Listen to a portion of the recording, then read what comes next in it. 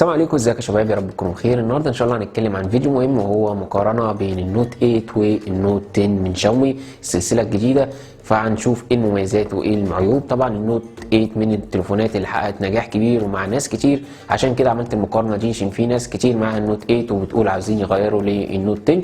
فهنقول ايه المميزات الموجوده هنا ومش موجوده هنا، وايه العيوب اللي ممكن تقابلها في السلسله الجديده او السلسله القديمه في الوقت الحالي، وهل يستحق ان انت تعمل ابديت من النوت 8 للنوت 10. فده اللي هنشوفه النهارده. ما تنساش الاشتراك في القناه، ويلا نبدا الفيديو.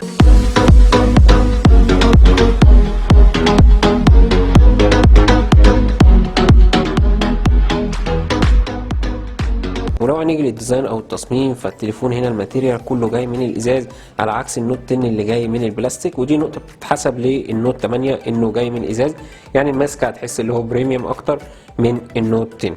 ولو هنيجي للجناب، فهنا هتلاقي عندك زرار باور، وعندك اسرار الصوت، وعندك من فوق الاي ار او الريموت كنترول وعزل الضوضاء، وهنا عندك السماعه الخارجيه الثانيه للنوت 10. ومن الجناب عندك درج الشرايح، ومن تحت عندك السماعه الثانيه للنوت 10، وعندك السماعه الخارجيه للنوت 8، وعندك منفذ الشحن، وعندك 3.5. فالتصاميم زي ما قلنا كل واحد وذوقه او كل واحد واراءه، فالاثنين انا شايفهم ممتازين جدا. بس طبعا ده هتحس ان الماسكه بتاعته افخم او بريميوم اكتر من النوت 10. ولو هنيجي للشاشات هنا، فانت عندك شاشه النوت 8 هنا جايه اي بي اس اس دي بحجم 6.3 بكثافه بكسلات 409 بكسل لكل انش، فول اتش دي بلس طبعا. ولو هنتكلم على النوت 10 هنا، فالشاشه جايه اموليد بحجم 6.4 فول اتش دي بلس. وطبعا هنا الشاشه متفوقه على النوت 8 بفرق ملحوظ، لان الشاشه هنا زي ما قلنا اموليد، فهنا الالوان زي ما قلنا قبل كده الالوان متشبعه والالوان نقيه، وكل حاجه فيها هتلاقيها ممتازه على النوت 8. فبالنسبه للشاشات زي ما قلنا النوت 10 هتفضل هي متغلبه على النوت 8 او النوت 9 او اي اصدار فات، لان زي ما قلنا هنا اول مره تتحط الشاشات الاموليد. ولو هنتكلم عن الاعداد الداخلي، ففي النوت 8 هنا جاي من معالج من كوالكوم سناب دراجون 665 مع كارت ادرينو 610، تاخد تجربه اداء ممتاز جدا. ولو هنتكلم في النوت 10، فبرضه جاي من كوالكوم سناب دراجون 678 مع كارت ادرينو 612. فالاداء هنا طبعا هيبقى افضل من النوت 8، لانه في فرق نسختين او اصدارين، فاكيد هتلاقي النوت 10 افضل. ولو هنتكلم في بابجي، فتقريبا نفس الاعدادات هنا هي نفس الاعدادات هنا، يعني الفرق مش كبير جدا، بس هتحس الفرق ملحوظ في التصفح ما بين البرامج، او لو حصل اي لاج او المشكله دي. طبعا النوت 8 حصل بعض المشاكل فيه بعد التحديث الاخير، وفي ناس بدات تلاحظ ان التليفون بدا يهنج او يلاج في بعض البرامج، بس ده قالوا هينزل تحديث ويحل المشكله دي. بس زي ما بنقول الاداء هيبقى ممتاز اكتر من النوت 8 في النوت 10.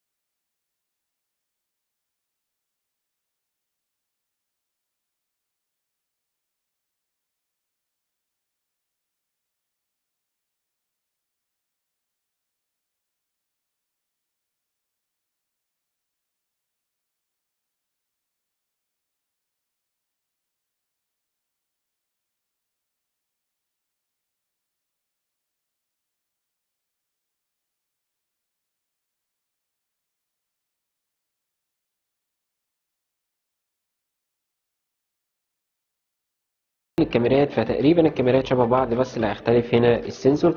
فعندك هنا كاميرا اماميه 13 وهنا برضو 13.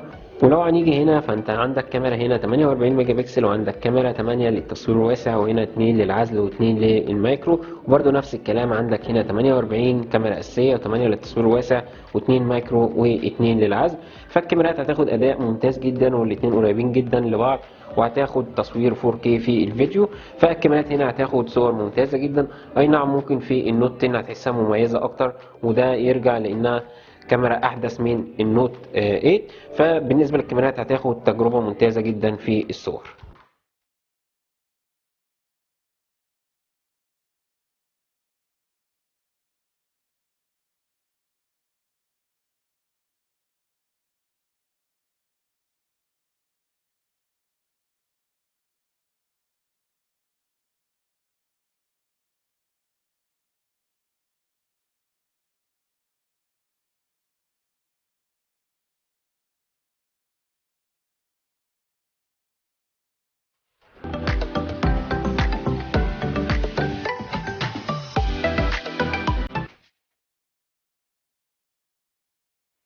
ولو هنيجي للنوت 8 او النوت 8 فانت عندك سماعه واحده خارجيه هتديك صوت معقول، مش هتحس الصوت وحش، بس صوت معقول بالنسبه للنوت 10. ولو هنيجي للسماعه الخارجيه للنوت 10 فانت عندك سماعه ستيريو، عندك سماعه خارجيه سفلى او في الجهه السفليه، وبرده عندك في الجهه العلويه عندك سماعه خارجيه، ومن سماعه المكالمات برده عندك سماعه خارجيه. فمعنى كده هتاخد تجربه صوت ممتازه جدا، وهو ده اللي بيقولوا عليه سماعه ستيريو، يعني هتاخد من جميع الاتجاهات صوت، فهتاخد تجربه او صوت مجسم، وهتاخد تجربه صوت ممتازه. ولو هنيجي للبطاريه هنا فالبطاريه هنا في النوت 8 جايه 4000 ملي امبير مع شحن سريع 18 واط، اما في النوت 10 فجايه 5000 ملي امبير وتدعم شحن سريع 33 واط. فهنا طبعا البطاريه هتبقى افضل في النوت 10 بفرق ملحوظ عن النوت 8، بس الاثنين برضو هيكفوا معاك الغرض، مش هتقابل اي مشكله. بس لو بنقول الافضل فطبعا هيبقى في النوت 10 هتبقى البطاريه افضل.